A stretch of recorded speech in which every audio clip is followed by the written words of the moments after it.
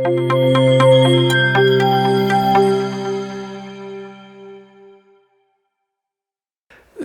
வீடியோவில் குறிப்பாக நம்ம பார்க்க போகிறது ஒரு ரொம்ப முக்கியமான கான்செப்டான adverb.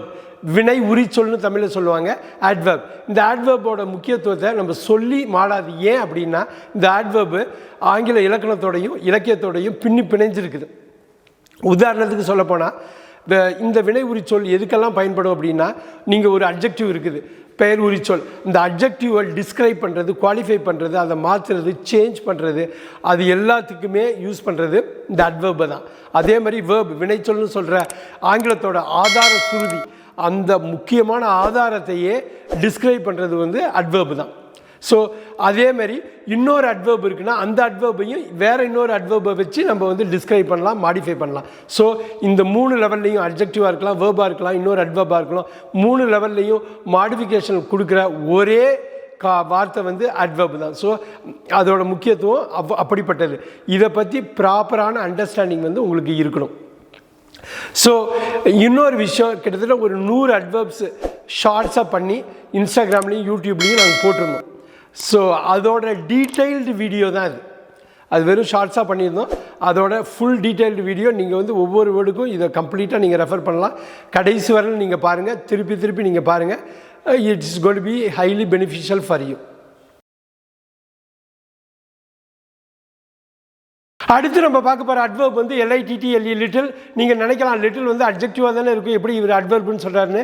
எகெயின் வாக்கியத்தில் எந்த இடத்துல இருக்குதோ அதுக்கேற்ற மாதிரி தான் இது அட்ஜெக்டிவாவோ adverbஆவோ மாறும். நம்ம இந்த வீடியோவில் adverbஆக பார்க்க போகிறோம். So please wait little longer, please wait little longer. பாருங்கள், இங்கே லாங்கர் அப்படிங்கிற அட்ஜெக்டிவ் இருக்குது. நீங்கள் இன்னும் கொஞ்சம் நேரம் வெயிட் பண்ணுங்கள், இன்னும் கொஞ்சம் நேரம் அதிகமாக வெயிட் பண்ணுங்கள் அப்படின்னு சொல்கிறாங்க. Please wait little longer.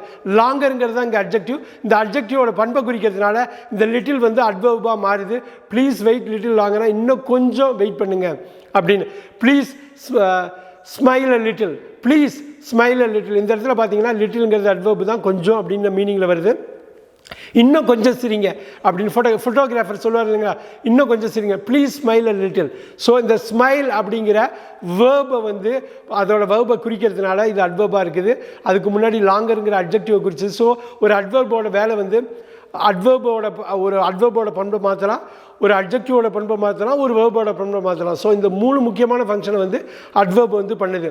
இப்போ please wait little longer and please smile a little bit. அப்புறம் also I am actually little bit better relaxed now. Nowadays I am little bit more relaxed. இப்போ நான் இந்த காலங்களில் இப்போ நான் கொஞ்சம் தளர்வாகவும் கொஞ்சம் ஈஸியாகவும் திங்ஸை எடுத்துக்கிறேன். ஸோ இந்த இடத்துல லிட்டில் அப்படிங்கிறது கொஞ்சம் அப்படிங்கிற adverbஐ குறிக்குது. அடுத்து நம்ம பார்க்க போகிற adverb எல்ஸ், ELSE. எல்ஸ்னா வேறு, மற்றொரு. Else. Is anyone else coming? வேறு யாராவது வர்றாங்களா? இப்போ கம்மிங் அப்படிங்கிற வேர்பை மாடிஃபை பண்ணுறது தான் எல்ஸ். வேறு யாராவது வர்றாங்களா அப்படின்னு. Is anyone else coming? So எல்ஸுங்கிறது வேறு, கம்மிங்கிறது வர்றது. Is anyone else coming? வேறு யாராவது வர்றாங்களா? What did else he say? What did he say? வேறு என்ன அவர் சொன்னார்? அவர் வேறு என்ன சொன்னார்? What did else he say? வேறு என்ன அவர் சொன்னார் அப்படிங்கிறது ஒன்று. ஸோ இப்போ கடைசியாக ஒன்று பார்க்க போகிறதுனா எல்ஸ் அப்படின்னா I don't want anything else. எனக்கு வேறு எதுவும் வேண்டியில்லை. I don't want anything else. எல்ஸ்னா வேறு, ஐ டோன்ட் வாண்ட் எனிதிங் எல்ஸ்னா எனக்கு வேறு எதுவும் வேண்டியில்லை.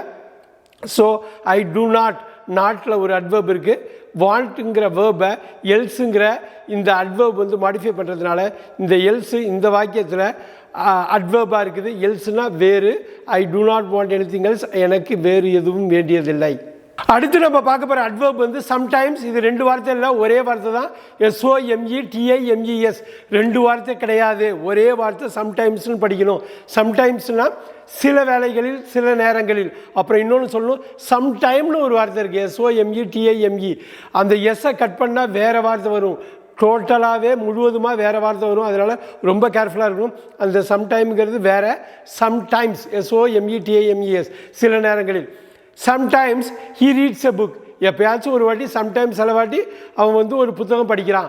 Sometimes he reads a book. அதே மாதிரி sometimes I go by car, சில வாட்டி நான் காரில் போகிறேன், நிறைய வாட்டி நடந்து போவேன், ஆனால் சில வாட்டி காரில் போவேன். Sometimes I read a book, he reads a book, sometimes I go by car. So இந்த சம்டைம்ஸுங்கிறது சில நேரங்களில் அப்படின்னு வர்றது.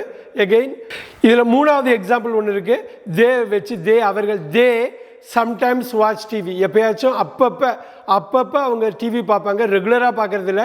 தே சம்டைம்ஸ் வாட்ச் டிவி, இதுதான் மூணாவது எக்ஸாம்பிள் இந்த சம்டைம்ஸ் அப்படிங்கிறதுல. வாட்ச் அப்படிங்கிற வேர்பை மாடிஃபை, அந்த வினைச்சொல்லை மாடிஃபை பண்ணுறது தான் இந்த சம்டைம்ஸ்.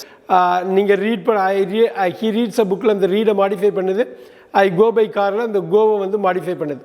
அடுத்து நம்ம பார்க்க போகிற முக்கியமான அட்வர்ப் வந்து ஃபைனலி, FINALLY, ஃபைனலினா முடிவாக, இறுதியாக, முடிவாக இறுதியாக. இப்போ நம்ம பார்க்கலாம் ஒரு sentence, I finally completed the job, எனக்கு கொடுத்த வேலையை கடைசியாக நான் கம்ப்ளீட் பண்ணிட்டேன், இறுதியாக முடிவாக நான் கம்ப்ளீட் பண்ணிட்டேன், அப்பாடா முடிச்சிட்டேன் அப்படின்னு சொல்கிறோம் இல்லைங்களா, அதுதான் அந்த finally. Finally I completed the job, இறுதியில் நான் முடித்து விட்டேன்.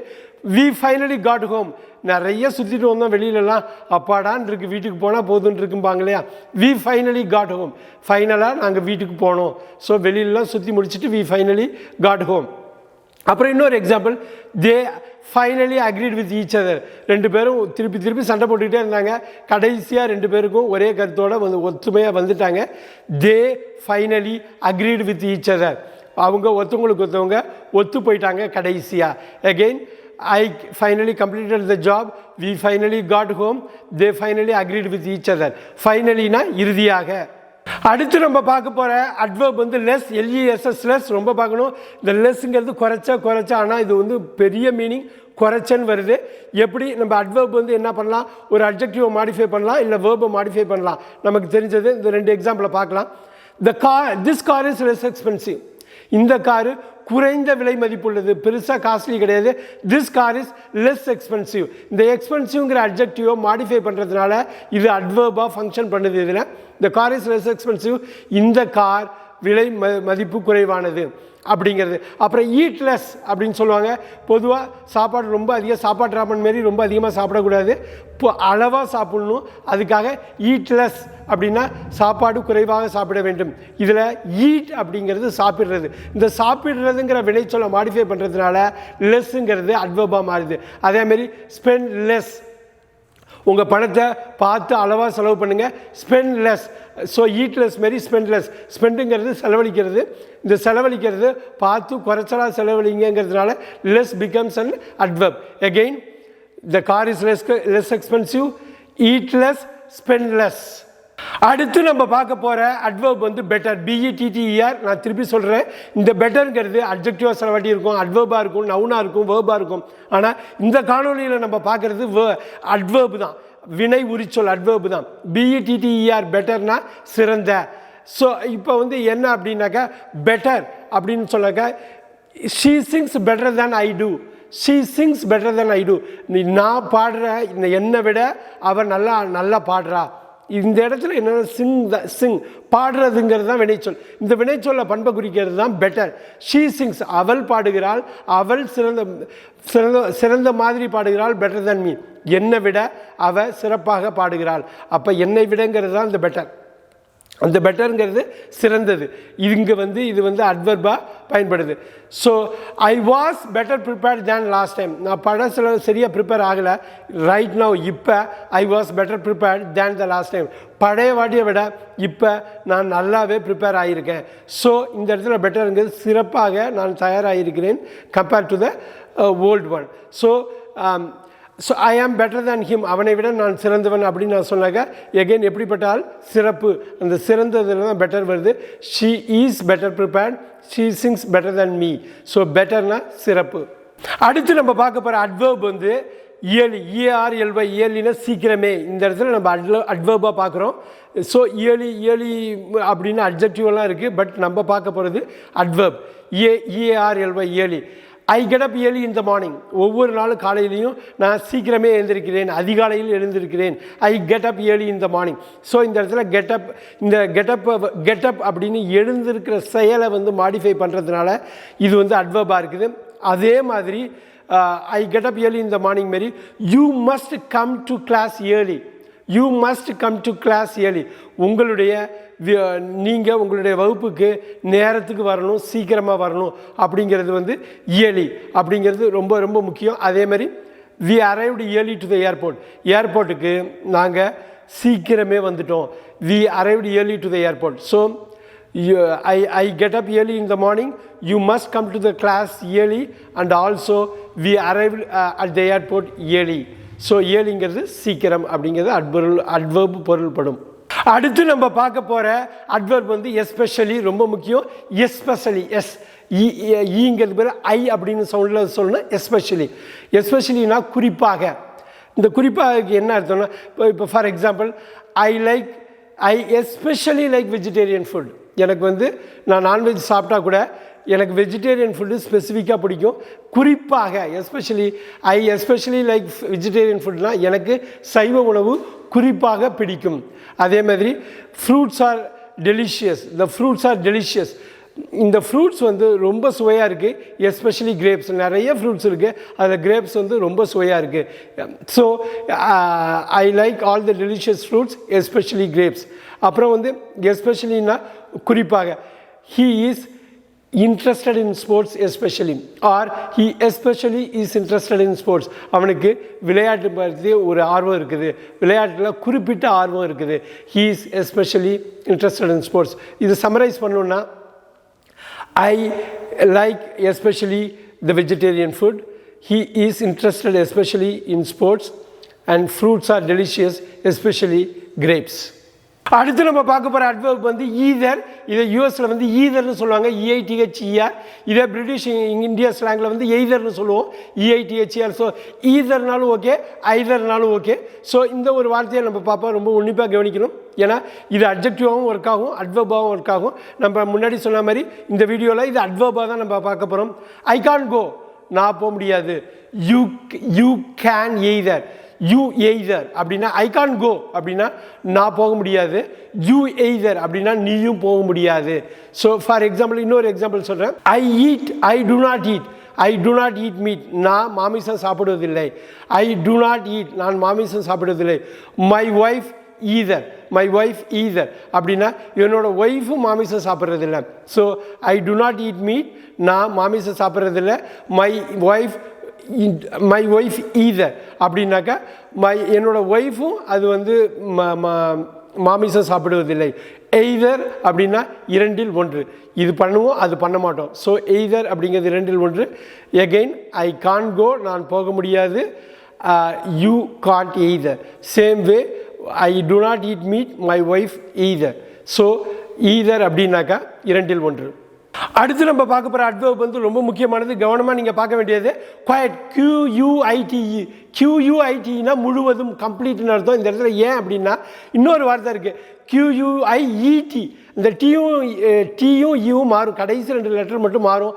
அந்த குவைட்னா அமைதி, எல்லாருக்கும் ப்ளீஸ் கீப் குவைட்னா அமைதியாக இருக்குன்னு. அந்த குவைட்டை பற்றி நம்ம பார்க்கல. இதுக்கும் குவைட்டுன்னு தான் உச்சரிக்கணும், ஆனால் ஸ்பெல்லிங் வேறு, அர்த்தம் வேறு, பயன்பாடு வேறு. QUITE குவைட்னா முழுவதும். இப்போ பாருங்கள், ஹீ இஸ் குவைட் ரூட். அவன் என்ன இவ்வளோ காட்டு பண்ணாடித்தனமாக இருக்கான், அவன் ஏன் இவ்வளோ கடினமாக இருக்கான், இவ்வளோ ஏன் முரட்டுத்தனமாக இருக்கான். He is rude, he is quite rude. அவன் முற்றிலுமாக கடினமான ஆளாக இருக்கிறான் அப்படிங்கிறது. He plays quite well. அவன் ரொம்ப நல்லா விளாட்றான். He plays quite well.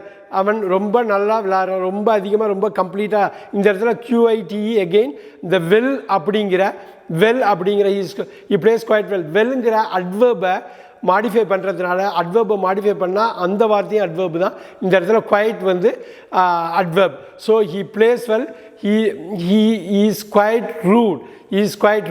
He plays quite well, and it is quite hot outside. அதாவது வெளியில் ரொம்ப ஹாட்டாக இருக்குது இன்றைக்கி. அது வந்து இட் இஸ் குவைட் ஹாட், ரொம்ப ஹாட்டாக இருக்குது. அந்த குவைட்டுங்கிறது ரொம்ப மிகவும் அவுட் சைட், வெளியில் இருக்குது. ஸோ இந்த இடத்துல அந்த ஹாட்டுங்கிற அட்ஜெக்டிவை வந்து அது வந்து குவாலிஃபை பண்ணுறதுனால இது அட்வர்ப் ஆகுது. எகெயின் சம்மரைஸ் பண்ணால் it is quite hot outside, he is quite rude, he plays quite well. குவைட்னா முழுவதும்.